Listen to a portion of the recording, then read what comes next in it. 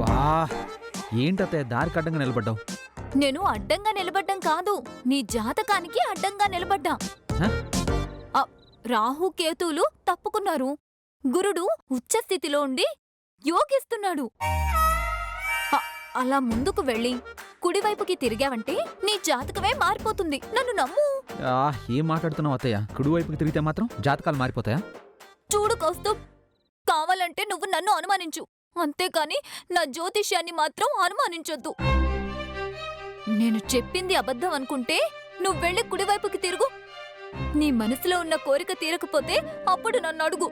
ఏంటత్తయ్య, right side తిరగగానే నా మనసులో కోరికలు తీరిపోతాయా? 100% తీరుతాయి. కావాలంటే వెళ్ళి ట్రైల్ వేసుకో. సరే అత్తయ్య, నువ్వు చెప్పినట్టే విని కుడివైపుకి తిరుగుతాను.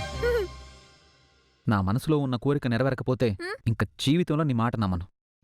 సరే, ముందు నువ్వు వెళ్ళి కుడివైపుకి తిరుగు. వెళ్ళు.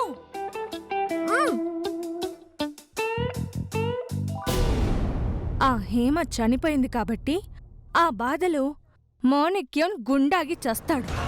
అటు అక్క లేక ఇటు నాన్న లేక ఆ కుందన ఊరొదిలిపెట్టి పారిపోతుంది.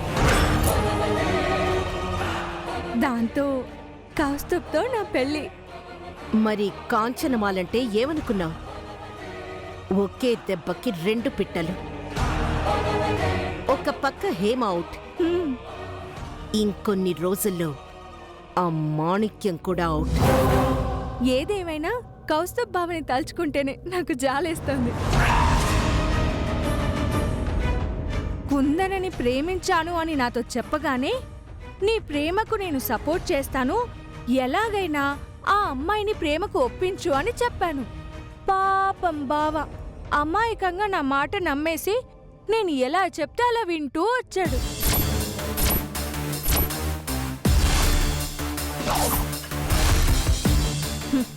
అతని లవ్కి సపోర్ట్ చేస్తాను అని ఒక వైపు చెప్తూనే ఇంకో వైపు నా పెళ్లి వైపుగా అడుగులు వేయించాను. తాతయ్య ముందు కౌస్తుభ్ నన్ను గాఢంగా ప్రేమిస్తున్నట్టు, నన్ను తప్ప ఇంకో అమ్మాయిని పెళ్లి చేసుకోను అన్నట్టు నటించేలా చేశాను. దాంతో ఆ కుందనే దూరం అయిపోయింది.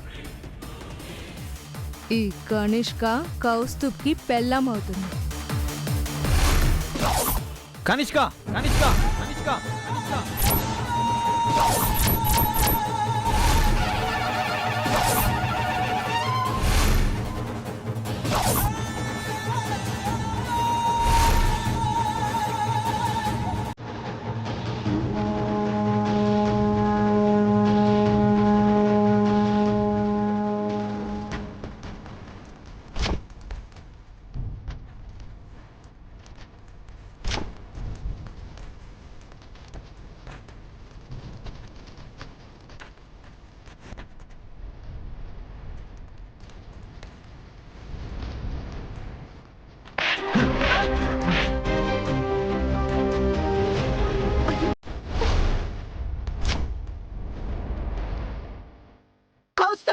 పెద్దమ్మ ప్లీజ్,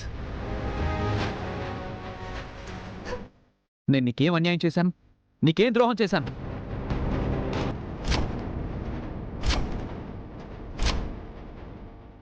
నిన్ను నమ్మి నా ప్రేమను అర్థం చేసుకుంటావని నా మనసులో నా నిజాలని నీకు చెప్పుకుంటే నన్నే మోసం చేస్తావా? నన్ను ఎదవం చేసి ఆడించి నా ప్రేమకు ద్రోహం చేసి నాకు పెళ్ళం అయిపోదామని ట్రై చేస్తావా?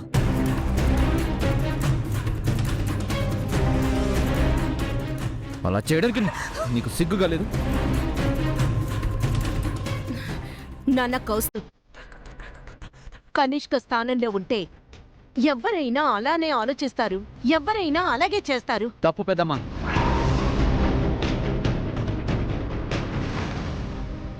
తప్పు చేసిన మనిషిని చెంప పగలగొట్టకుండా తనని సపోర్ట్ చేయడం చాలా పెద్ద తప్పు.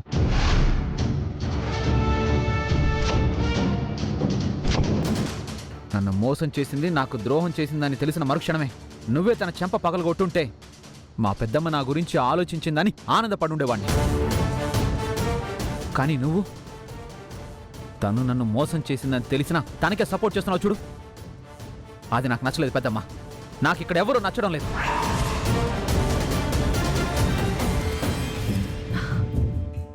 అది కాదు నాన్న, ఈ సంబంధం అనుకోకముందు కనిష్కకి నువ్వు ప్రేమించిన విషయం చెప్పుండుంటే కనీసం ఆలోచించేదేమో. కానీ నువ్వెప్పుడు చెప్పావురా? ఈ సంబంధం ఖాయమయ్యాక, పెద్దలందరూ అంగీకరించాక అప్పుడు నువ్వు ఈ విషయం చెప్పావు. అప్పటికే నీ మీద ప్రేమ పెంచుకున్న కనిష్క నిన్నే తన భర్తగా ఊహించుకుంది. అందుకే మరో అమ్మాయి నీ జీవితంలోకి రాకూడదు అని కోరుకుంది. అది తప్ప నాన్న? తప్పున్నారా?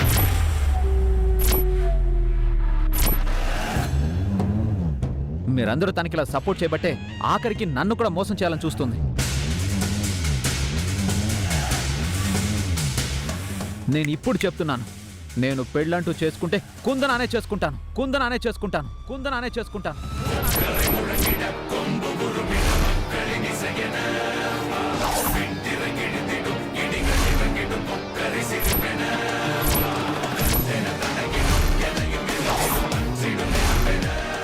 ఎవరికి ఇష్టం ఉన్నా లేకపోయినా.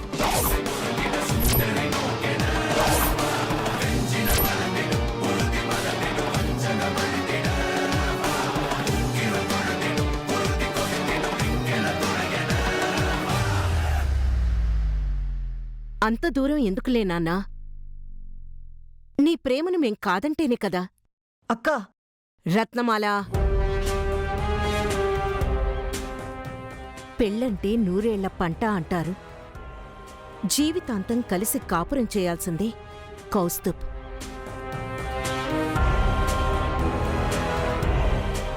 తనకే మన కనిష్క నచ్చినప్పుడు ఎలా ఇచ్చి పెళ్లి చేస్తాం?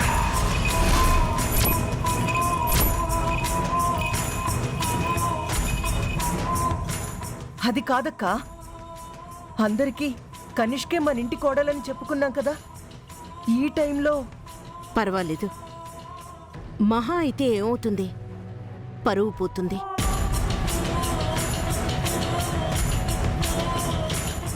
మన కౌస్తుభ్ సుఖ సంతోషాల కంటే పరువు ఎక్కువేం కాదుగా. అక్కా, నేను వాడి తల్లిని.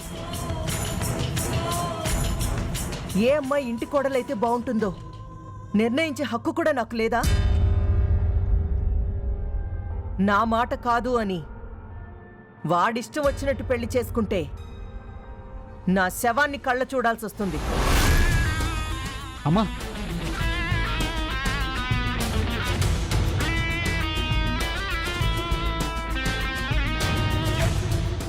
విన్నావు కదా నాన్న?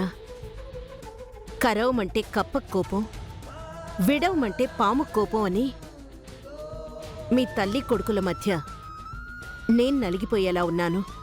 సరే, విషయం ఇంత దూరం వచ్చింది కాబట్టి ఒక విషయం చెప్తాను.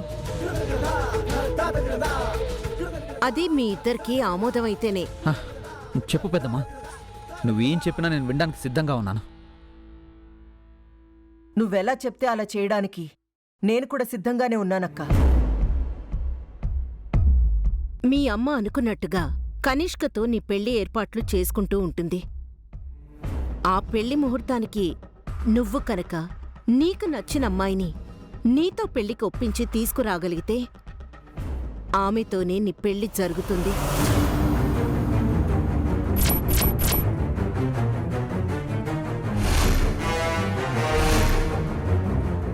ఒకవేళ నువ్వు కనుక ఆ అమ్మాయిని ఒప్పించలేకపోయినా, ఆ అమ్మాయి నిన్నిష్టపడకపోయినా, మీ అమ్మ చెప్పినట్టుగా కనిష్క మెళ్ళో నువ్వు తాళి కట్టాలి.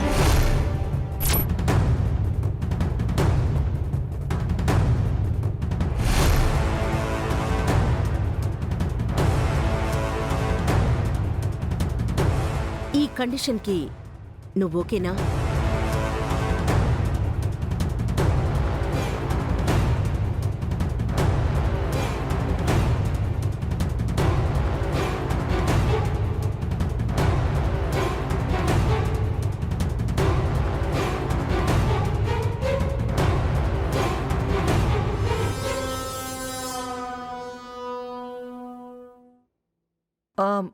సరే అక్క, నీ మాట నేనెప్పుడైనా కాదన్నానా?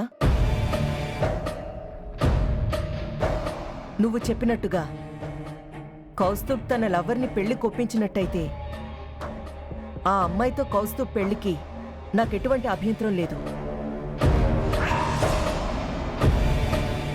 పెళ్లి కొప్పించలేకపోతే కనిష్కతోనే వాడి పెళ్లి. విన్నావు కదా కౌస్తుబ్, నా కండిషన్స్కి మీ అమ్మ ఓకే అంది. ఇక చెప్పాల్సింది నువ్వే నాన్నా. సరే పెద్దమ్మా,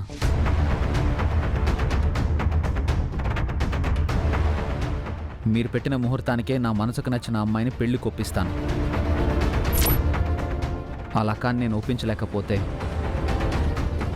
మీరు చెప్పినట్టే కనిష్కని పెళ్లి చేసుకుంటాను.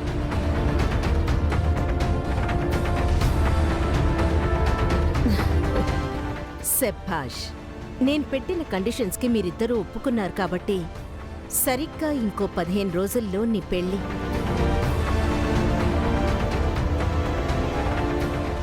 ఈ పెళ్లిలోపు నువ్వు ఆ అమ్మాయిని తీసుకొచ్చావనుకో, నీ ప్రేమ ఓకే. లేకపోతే నువ్వు కనిష్క మెళ్ళో తాళి కట్టాలి.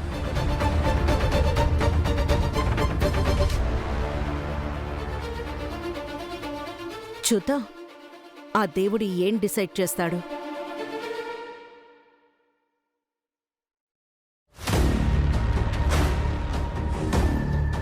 అక్కా, ఈ పెళ్లిలోపు కౌస్తుబ్ ఆ అమ్మాయిని పెళ్లి కొప్పించడు కదా? రత్న, కౌస్తుబ్ స్వర్ణ ప్యాలెస్ అధినేత మనవడు అని తెలిసిన మరుక్షణమే ఆ కుందన చీకొడుతుంది.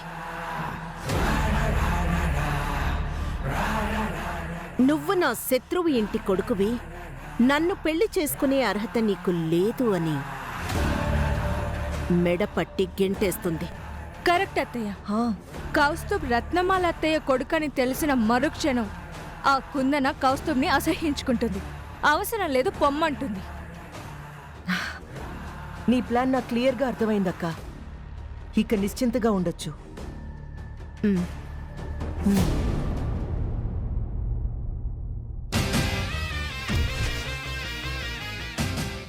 कौन है?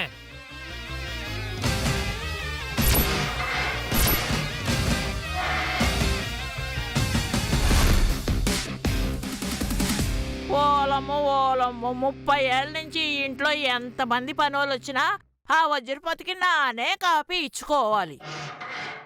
ఆ? ఏటి సప్పుడవుతుంది? ఎవలి అమ్మాయి?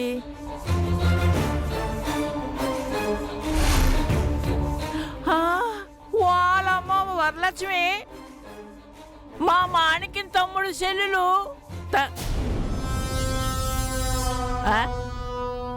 మరి ఇయ్యమ్మ ఎవలు? ఎందుకు అతను లాక్కొస్తుంది? వాళ్ళమ్మ ఏటో ఉంది.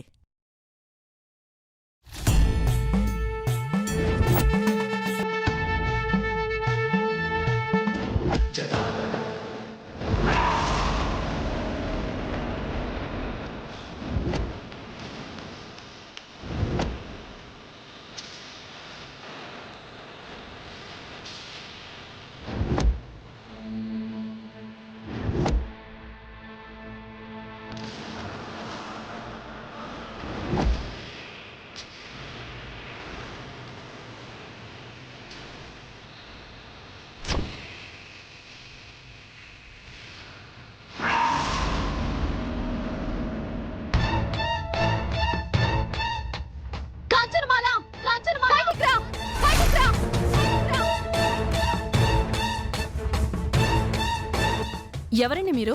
అడగకుండా లోపలికి ఎందుకు వచ్చారు?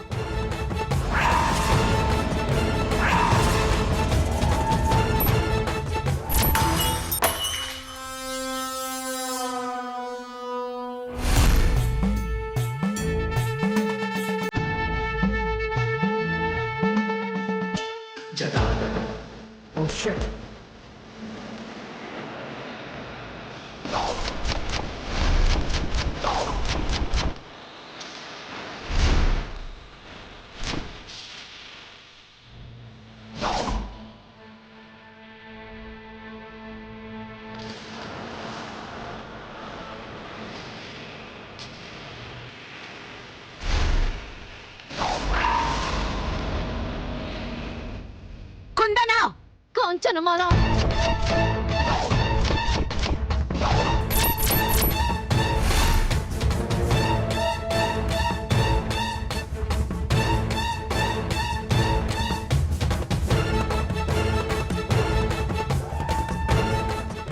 రెండు గ్లాసులు పగిలిపోయినందుకే నీకింత కోపం వస్తే నీ వల్ల నా అక్క చనిపోయినందుకు ముక్కలైన ఈ గుండెకి ఇంకెంత కోపం రావాలి?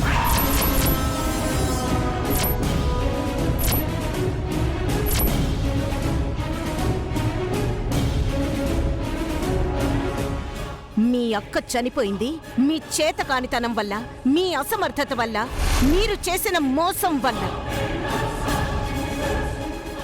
వెళ్ళి మీ నాన్నని అడుగు.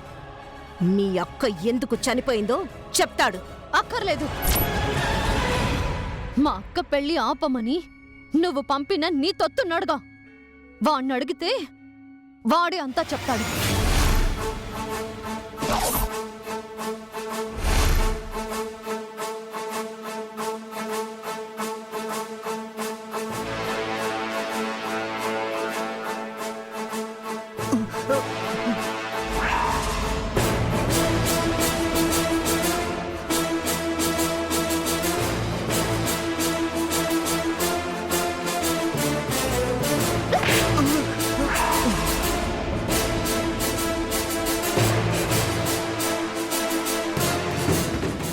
మా అక్క ఎవరి వల్ల చనిపోయిందో చెప్పరా? చెప్పు చెప్పు.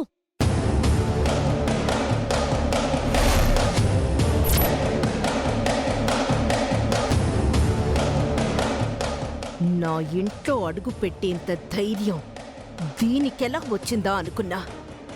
వీడు నిజాలు చెప్పడం వల్ల వచ్చిందన్నమాట. ఎవరు చెబితే మా ఇంటి డాక్యుమెంట్స్ లో తేడా ఉందని చెప్పావో, ఎవరి కోసం పెళ్లి పీటల మీద మా అక్క మెళ్ళో ఉండాల్సిన హారం లాక్కెళ్ళావో అది చెప్పు. మా నాన్న మాణిక్యం చావు బతుకుల్లో ఉండడానికి కారణమెవరో అది కూడా చెప్పు.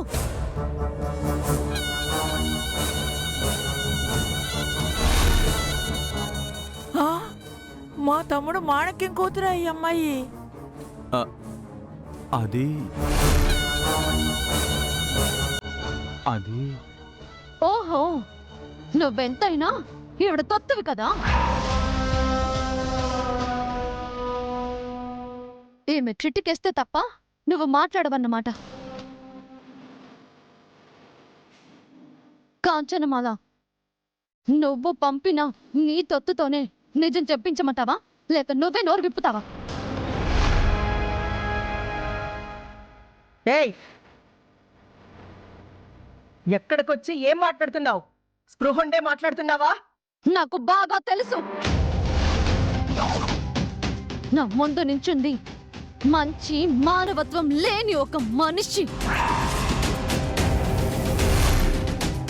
తన స్వార్థం కోసం, తన అహంకారాన్ని గెలిపించుకోవడం కోసం ఎదుటి వాళ్ళ జీవితాలతో ఆడుకునే ఒక మనిషి.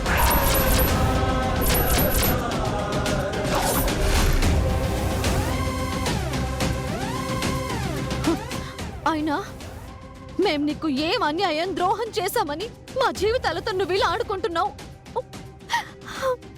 ఎందుకు మా అక్కని దూరం చేశావు?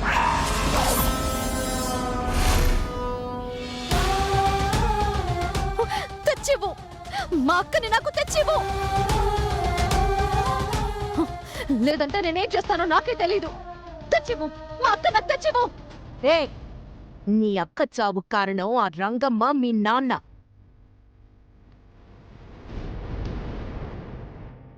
వెళ్ళి వాళ్ళని అడుగు.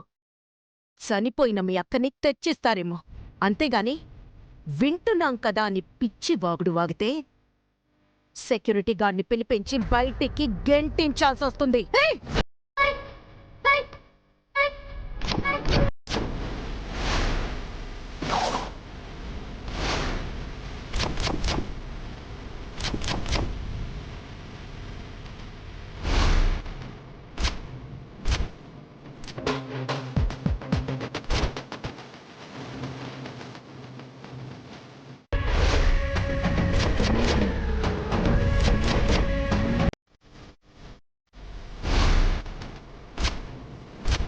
అక్కని పోగొట్టుకున్నది నేను. నీ వల్ల నష్టపోయింది నేను.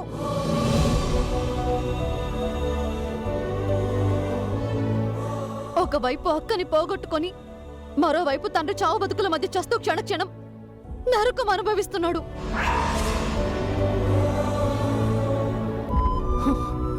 ఇప్పుడు చెప్తున్నా, నా తండ్రి మృత్యువుతో పోరాడుతున్నాడు. నీ అదృష్టం బావుండి ఆయన ప్రాణాలతో తిరిగి వచ్చాడో సరే, లేదంటే ఈ ఇంట్లో ఏ ఒక్కరిని వదిలిపెట్టను.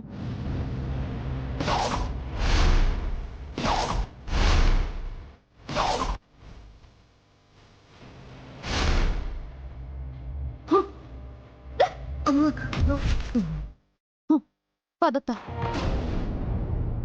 ఆగమ్మా.